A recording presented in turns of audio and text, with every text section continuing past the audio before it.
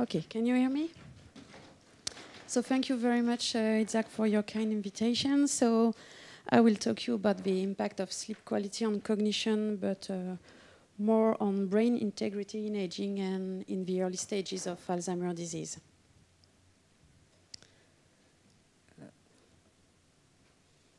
No.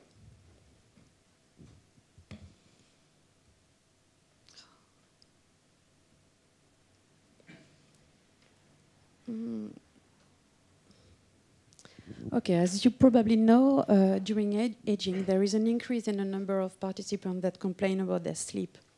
And it's almost 50% of older adults that complain of disturbed sleep. And they complain of difficulties to maintain nocturnal sleep, of an early awakening, feeling of a non-restorative sleep, and they also present daytime sleepiness. When we do polysomnography recordings, we can see that sleep is more fragmented in older adults. There is also an increase in time spent awake during the night, and this contributes to reduced sleep efficiency that is generally below 80%. There is also an increase in light sleep, so stage N1, and decrease in slow wave sleep. And the other sleep stages, so N2 and REM sleep, are less affected by aging. Recently, some studies investigated the impact of poor sleep quality on brain structure and function, and it has been shown that poor sleep quality is associated with an increased rate of cortical atrophy in all these brain areas, so mainly in the frontal and temporoparietal areas. But also, poor sleep quality affects white matter tracts, especially frontal and subcortical tracts. But it has also been shown that sleep is intimately related to amyloid deposition, which is a typical feature of Alzheimer's disease. So it has been first demonstrated in animal models of Alzheimer's disease, and they showed that the levels of the A-beta peptide in the interstitial fluid fluctuate according to the sleep-wake cycle. And they also found a negative correlation between this level of the A-beta peptide and time spent in non-REM sleep. In addition, sleep deprivation, but also chronic sleep restriction, also increase A-beta aggregation. So this is an example of a sleep restriction paradigm in rodents. In humans, it has been shown that poor sleep quality increases A-beta levels in the CSF, even in cognitively normal adults. And more recently, there was a great improvement in the development of radio tracer for PET imaging, and it has been shown that people who sleep less than 6 hours per night have greater amyloid deposition in the prefrontal cortex and the posterior cingulate cortex. But we will discuss these results later. So for the moment, most of the researchers think that sleep and Alzheimer's disease have a bidirectional relationship. So during aging, there is a decrease in sleep quality, so mainly a decrease in slow wave sleep. It will result in an increase in neuronal activity, and it is well established that A-beta release is dependent of neuronal activity. So if you release more amyloid beta peptide, you will increase its level in the CSF and will also increase the risk of plaque formation. So this is the first part of the vicious cycle. But the other part is that the plaques will also occur in some brain area that control sleep and will contribute to alter sleep quality. And other parameters, such as sleep apnea, will also contribute to fragment sleep and go this way of the loop, and will also act indirectly through hypoxia and inflammatory processes that increase the risk of plaque formation and the risk of Alzheimer's disease. And also, there are behavioral changes. For example, when you start to have cognitive deficits, you will change a little bit your lifestyle, you will be less exposed to daylight, you will take medication that will contribute also to alter your sleep quality. And the hypothesis that has been proposed to explain the association between sleep and amyloid is that during sleep, there would be an effective clearance of the toxic metabolites that accumulate during the wake. So this is done by a system called the glymphatic system, which allows an exchange from the CSF during sleep. So the general aim of my studies is to explore the links between sleep quality, assessed with objective and subjective tools, cognitive performance, and neuroimaging biomarkers of aging and Alzheimer's disease. So I will present you 3 studies. The first 2 studies were conducted on the IMAP cohort in Caen. So we first look at the impact of subjective sleep quality on brain alteration in healthy older adults. And then we looked at a more objective measure of sleep quality using actigraphy. And this was done also in healthy older adults, but also in patients at risk for Alzheimer's disease. And after that, I will present you the first results of another project called Silver Santé Study, in which we investigating the impact of sleep apnea, which are also common sleep disorders in the aging population, on brain integrity and cognition. So just a few words about the IMAP study. So we included healthy older adults, but also patients at risk for AD. So I will explain these 2 groups later for the second study. And we perform cognitive assessment, a sleep assessment, including questionnaire, actigraphy, and polysomnography. And all participants are also a structural MRI, floor beta PET to measure amyloid deposition, and FDG PET for brain metabolism. All patients are seen every 6 months by the neuropsychologist to determine whether they converted or not to Alzheimer's disease. And they came again to the lab after 18 months, where they did all the examination proposed at the baseline except polysomnography. So in the first study, we used a sleep questionnaire that was derived from the well-known Pittsburgh Sleep Quality Index. The only difference is that we didn't assess sleep quality over the last month, but over the last 5 years. So this is something that is a little bit more difficult than assessing sleep quality during the last month. But it was driven by the fact that maybe you know these curves that are called the Jack curves in the field of Alzheimer's disease. And they depict actually the different lesions of Alzheimer's disease and the cognitive symptoms over time. And the green curve is the curve of cognitive deficits. And you can see that it appears several years after the first lesion, that is in red, amyloid deposition. So we wanted to have a period during which amyloid deposition occurs covertly. And with this questionnaire, we observed a positive correlation between the mean sleep latency during the last 5 years and the amyloid burden, mainly in the prefrontal cortex. And this correlation remains significant when we control for several factors such as age, anxiety, depression, body mass index, and ApoE4 status, which is the main risk factor, genetic risk factor for Alzheimer's disease. So it means that recurring difficulties falling asleep are associated with greater amyloid deposition, especially in the prefrontal cortex. This was confirmed by another study published at the same time on an Australian cohort. And we did not confirm the results I showed you before about sleep duration. We also observe a negative correlation between the number of nocturnal awakenings, so that reflects sleep fragmentation, and gray matter volume in the insula. So here again, it was still significant, but you have to trust me because you need a microscope to see the cluster, just here. But it was still significant after controlling for the different covariates I mentioned before.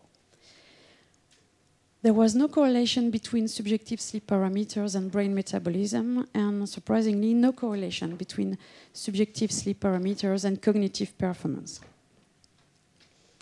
So these first studies suggest that in cognitively normal middle-aged and older adults, poor sleep quality is associated to greater amyloid deposition in prefrontal areas.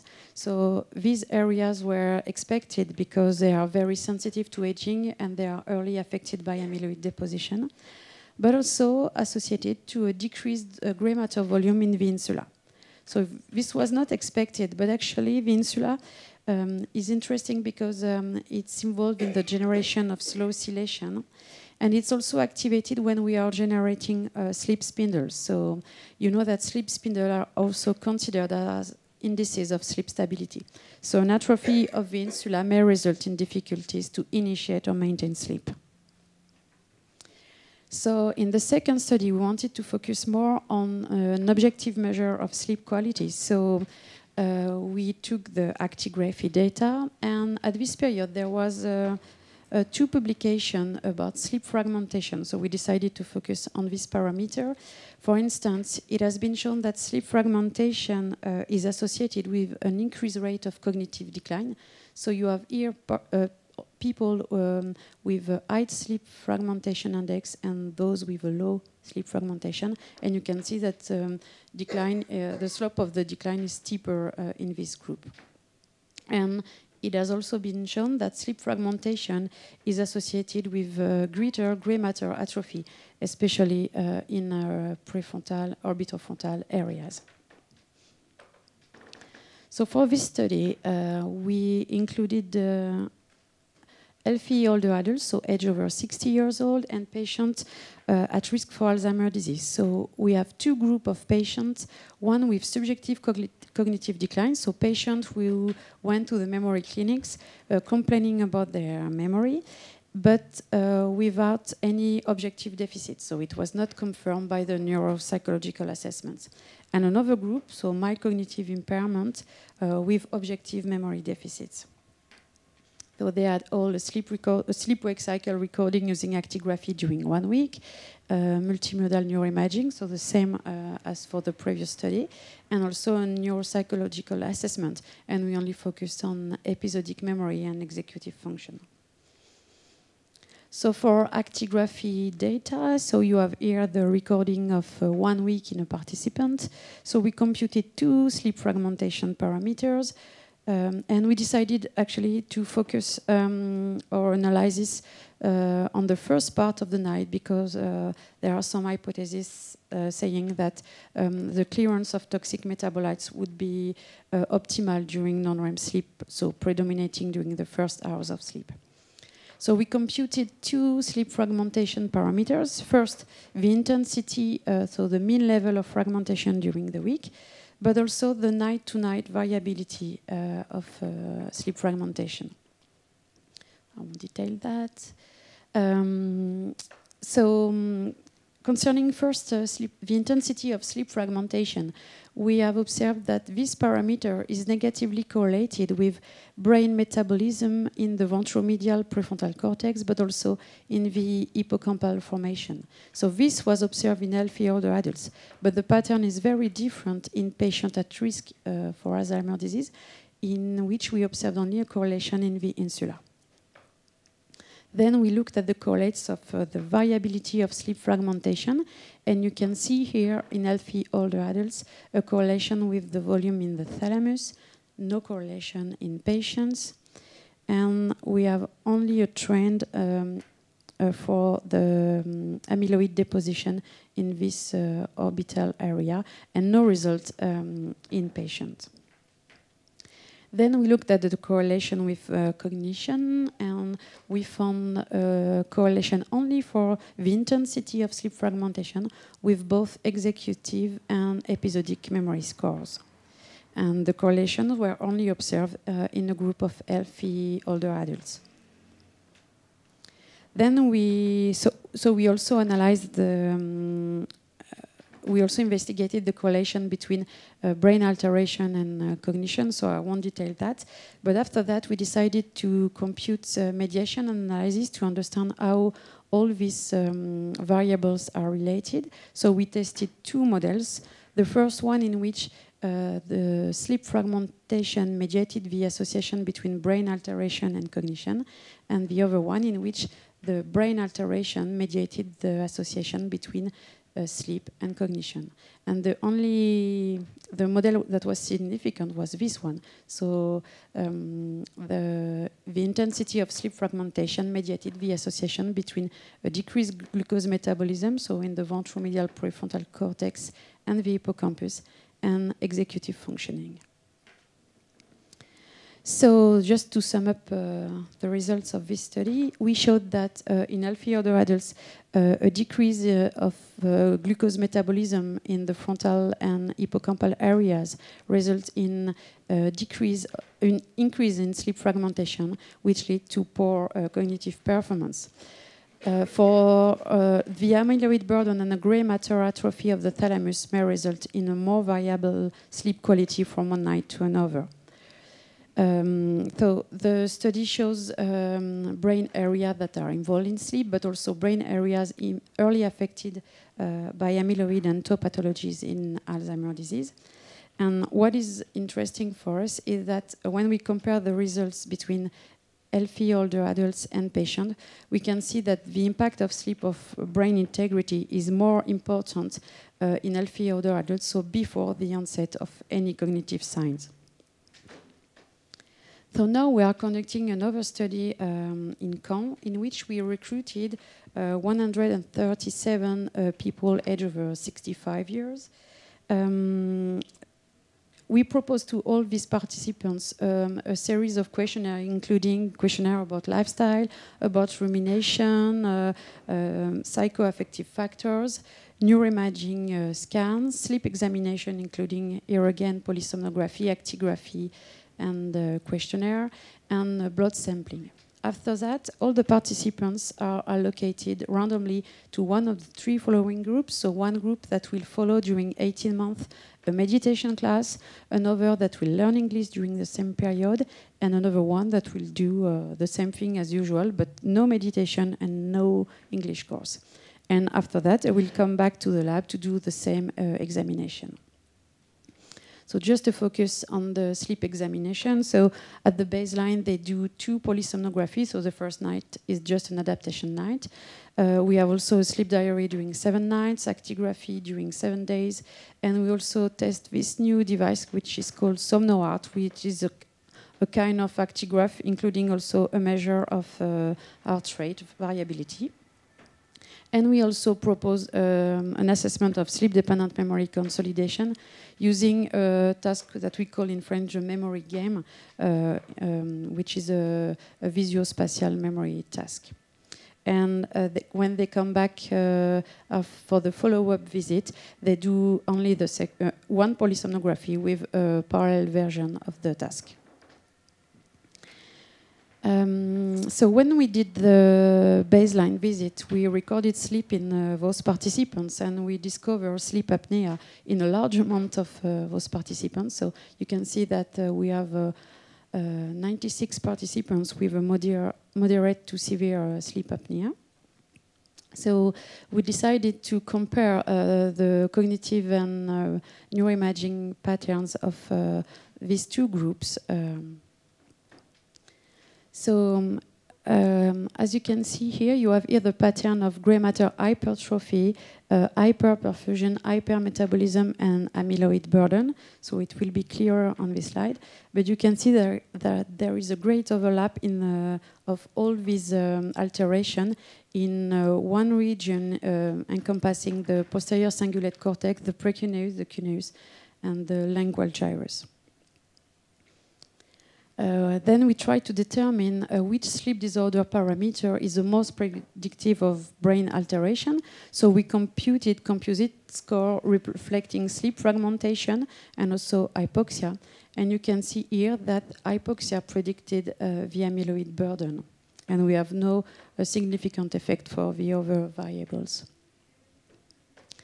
Then we looked at the cognitive and behavioral performance between the two groups. So we analyze attention, processing speed, working memory, executive function, episodic memory, but also we looked at a more general cognitive scale, cognitive difficulty scales, the Pittsburgh Sleep Quality Index and the sleepiness scale, and we had no difference between the two groups. I won't detail that, but the main message of this study is that sleep disorder breathing may increase the vulnerability of the posterior cingulate cortex and the precuneus to Alzheimer's disease pathological processes. And you know that these regions are early affected in Alzheimer's disease. It's at least for the hypometabolism, one of the first alteration we can observe, even in MCI patients. And this occurs in the absence of measurable cognitive and behavioral deficits. So all these studies indicate that the association between sleep, brain integrity, and Alzheimer's risk are complex. They are not restricted to amyloid, but sleep has also an impact on brain volume, metabolism, and perfusion. You also know that Alzheimer's disease is not only a pathology of amyloid, but it also concerns tau. So we have to investigate also the association with tau, but also with inflammation. Recently, there was this paper that showed that the decrease in non-REM sleep observed in aging is associated with tau pathology. So there is something interesting to address in this direction. Maybe you have noticed that the results are heterogeneous from one study to another. I show you that we didn't replicate the results about sleep duration, and we know that overlaps didn't replicate it too. So we have to determine which sleep parameter is really relevant. Is it sleep duration? Is it sleep fragmentation? Or sleep timing? I don't know. And we have also to define the clinically relevant time window for intervention about sleep. And the result of our second study suggests that it's before the onset of cognitive symptoms. So we are now doing the longitudinal follow-up of participants, so it will be very useful to determine the causality of the association, which is a critical point in the literature at the moment. We are also analyzing the polysomnography data. I told you that we have also a series of questionnaires about lifestyle, and we are investigating the impact of lifestyle on sleep quality. And we have interesting results about physical activity. And we also want to know whether physical activity can modulate the association between sleep apneas and brain alteration. We will also investigate the effect of the two non-pharmacological interventions. And we have decided to propose a longer follow-up of participants to determine whether meditation or English learning will still have benefits for the long term, even if they do not practice anymore. So I would like to thank all my colleagues, and especially Claire André, my PhD student who did this work, and also thank you for your attention.